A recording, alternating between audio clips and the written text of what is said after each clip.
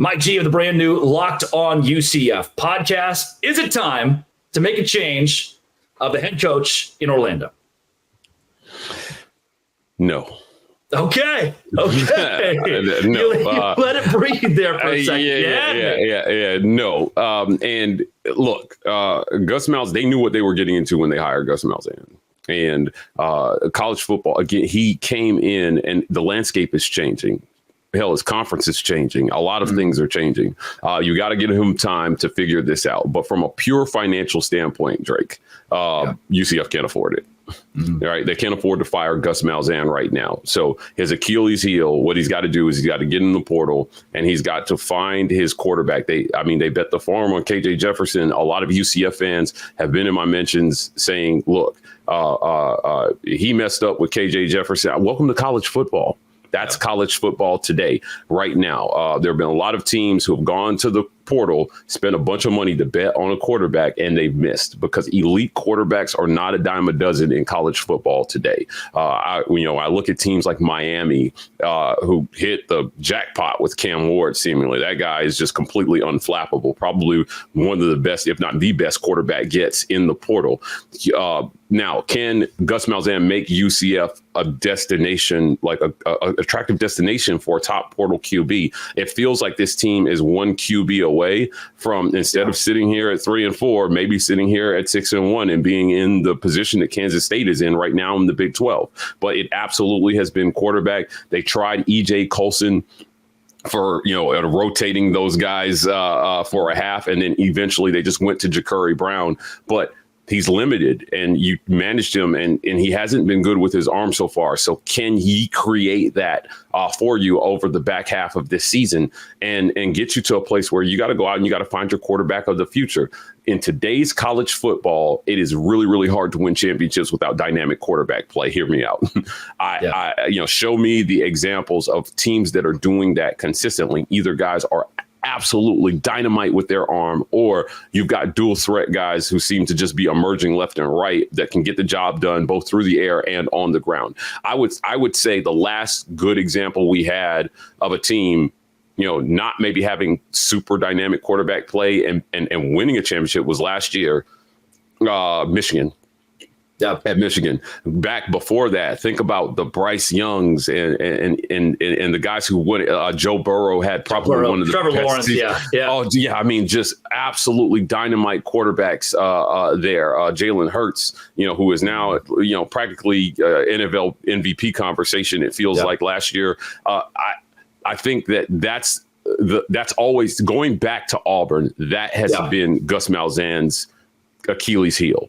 When he has gotten a quarterback, his teams have been in the conversation for championships. That's it. It's really that simple. So he's got to go out and find a quarterback. I don't think it's time to fire him yet, because at the end of the day, who are you going to go get? He can recruit. He can recruit well. His guys love him. He's a player's coach. And yes, the results on the field might not be what you want it to be right now. But I think, looking at where that buyout sits and how many years he has left on that contract, you just have to let him ride this out and figure it out. The UCF is a great city. They've got a great fan base, and they've got a growing and emerging culture. The bar is raising in terms of expectations, Drake. Yeah, people expect wins now. It's not good enough to just come in. Look back to 2017.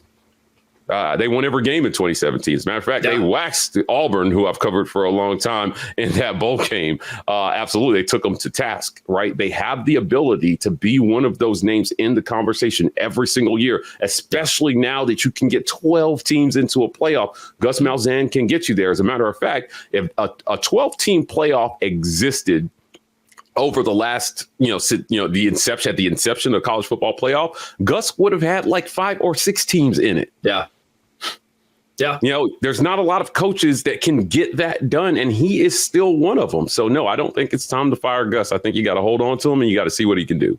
Huge on the quarterback conversation. Back to Matt Jones and Mitch Mustaine when he was the OC at Arkansas, right? Mustaine. Yeah, remember that one? That's a throwback. Listeners out there. I mean, those were Gus's guys. That was the Gus type of quarterback where he wanted to innovate very early on. And man, I go back to Hal Mumme and Mike Leach, and watching those explosive offenses. And Gus says, hey, what if we throw the rock around, but we add in a quarterback who's mobile and can do both? And that was why I thought KJ Jefferson could thrive in Orlando. It ends up being a huge bust NIL-wise, especially. And Mike, maybe the thing putting the most pressure on Gus right now, and I've seen UCF fans call for Scott Frost, bring him back, who just fell flat on his face at Nebraska, but won a whole lot of games at UCF. For Gus, seeing BYU succeed at such a high rate in their second year of the Big 12 and seeing Cincinnati do the exact same thing in Houston, already made a head coaching change to bring themselves up in the conference. Whereas it feels like UCF regressed from last season. Are fans becoming restless watching the rest of the new Big 12 teams succeed at such a high level while UCF seems to be floundering this season? Yeah. Look, they are. You're absolutely right. They are floundering, and I think it's a little. It's hard because you started 3-0, and then you got into the meat of your schedule, right? Yeah. And it seems like you haven't been able to get over that hump when it comes to the better teams in the conference. So it all comes back to you busted with KJ Jefferson. Mm-hmm. You made that decision, Drake, and it just didn't pan out. And in today's college football, if you don't have two quarterbacks that can get the job done, you're playing with fire. Yeah. That's where Gus found himself suddenly. KJ was a bust, and now, who do I go to, right? Because, and it's not just poor play. You got to have a contingency in case of injury as well, too. Two quarterbacks on your roster. Good luck. So, we've seen it. We've seen, sometimes the first guy you pick is not always the best guy. It's just not. Talent evaluation isn't an exact science. It's difficult, and we've seen this across college football where, Georgia, for example, recent national champion, JT Daniels won the job. Yep. Right. He lost his job to injury, and Stetson Bennett came in, was a game manager that first year. But boy, he made the room for the Heisman the next year. You'd be hard pressed to tell me that Stetson wasn't the best quarterback the entire time. JT became a hobo, practically a college football hobo after that, traveling from program to program. Gus has got to find two quarterbacks to get himself into the conversation with the better teams in his conference, which, again, that's evolved because now these conferences have combined. It's no longer the P5, it's the P4, and you're up against a lot here. So, that's what it always comes back to for me. JT Daniels, Kelly Bryant, Felipe Franks. I mean, we see so many of these guys that come through and you're like, uh-oh, this guy's going to be a star. They made the one right transfer, and that turned out to be the complete wrong transfer, and they become college. Yeah. Mike, before we get you out of here, tell us what Locked On UCF is for those who want to know more about you and the future of this show. If you're a UCF fan, you got to make us your first listen of every day. We're putting out great content over there. My guy, Andrew Glucko from The Last Word on Sports, joins me multiple times a week to talk about all things UCF. He's been covering the program for the last 6 years. And we're bringing on some other guests as well this week to give fans a mix of great UCF content, perspectives, analysis, all of it, Drake. It's going to be the whole package over there. So go on over, subscribe, and make sure you turn on those alerts so you know when we're dropping UCF content for you. Mike, if more folks want to follow you personally, where can they go? At Mike Gittins on Twitter and Mike Gittins _ on Instagram.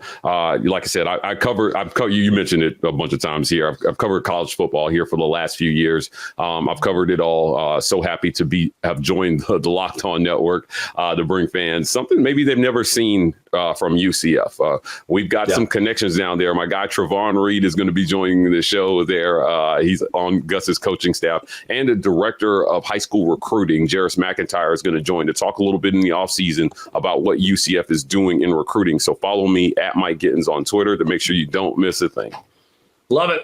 That is, I like Mike G. I think Mike G is such a cool name for a guy who hosts a podcast, the Locked On Podcast Network. That is Mike G. Thanks so much for joining the show today. Thanks for having me. Yeah, follow Locked On UCF wherever you find your podcast, also on YouTube. This has been and always will be. Stay with us the rest of this week as we're covering all things UCF, the rest of the Big 12 as well. Locked On. Thanks for making it your first listen every single day. UCF and Dose Grande. All right, got